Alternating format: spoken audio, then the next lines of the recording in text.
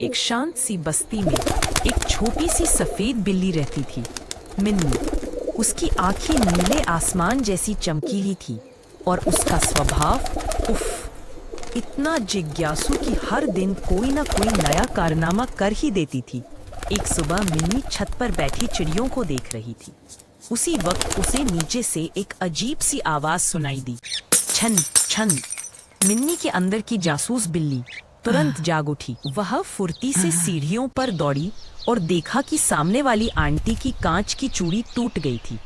लेकिन आंटी परेशान थीं क्योंकि उनका छोटा तोता चीकू उड़कर कहीं खो गया था। मिन्नी ने बिना सोचे समझे चीकू की तलाश शुरू कर दी। वह बगीचे में गई, पेड़ की टहनियों पर चढ़ी, छतों पर दौड़ी और आखिरकार उसे चीकू की हल्की सी आवाज सुनाई दी, चू चू बचाओ।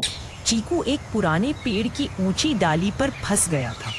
मिन्नी ने अपनी पूरी हिम्मत जुटाई, पूंछ को संतुलन में रखा और धप्पा, एक बड़ी छलांग। वह डाली पर पहुंच गई और धीरे धीरे चीकू के पास गई।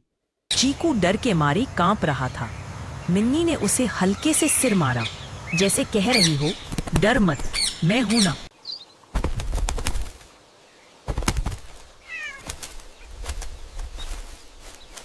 धीरे धीरे चीकू उसकी पीठ पर चढ़ गया और मिन्नी उसे लेकर नीचे कूद गई।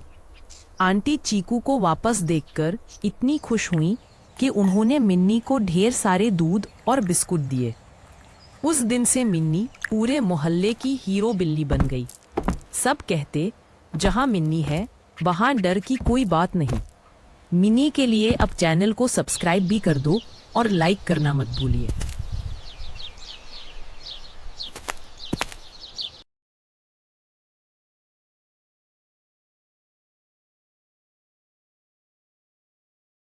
विनय और राहुल एक ही कॉलेज में पढ़ते थे। दोनों को एक ही हॉस्टल रूम अलॉट हुआ।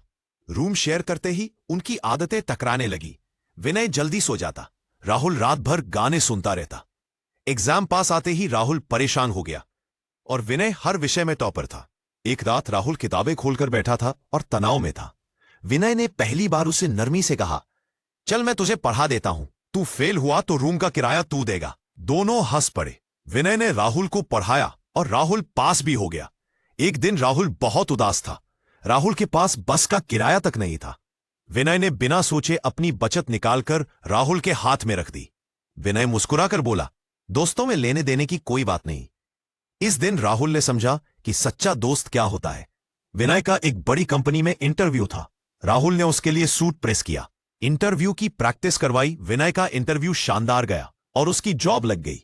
उसे पता था कॉलेज खत्म होने के बाद दोनों अलग अलग शहरों में चले गए, विनय नौकरी पर और राहुल अपने बिजनेस के लिए। लेकिन जब भी किसी को परेशानी आती, दूसरा बिना बताए पहुंच जाता। हॉस्टल रूम में शुरू हुई दोस्ती अब जिंदगी भर का साथ बन चुकी थी।